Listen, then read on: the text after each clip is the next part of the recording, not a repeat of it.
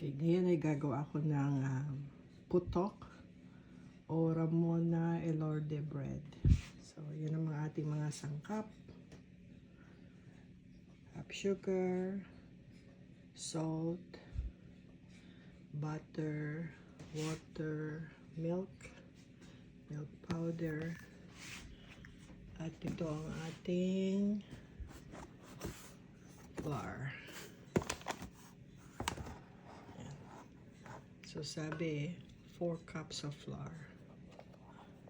Yung mga scoop ko, dito ko na ilalagay para madali lang kunin o magsukat kung kinakailangan.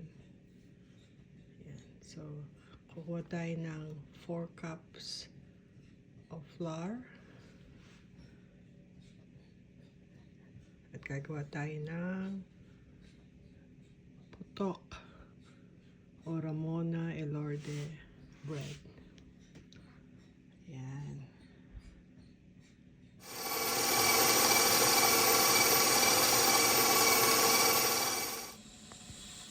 Tignan natin yung ating bread. Oh, ready na. Si putok. Ayan. Iwain na natin. So, ayan, putok.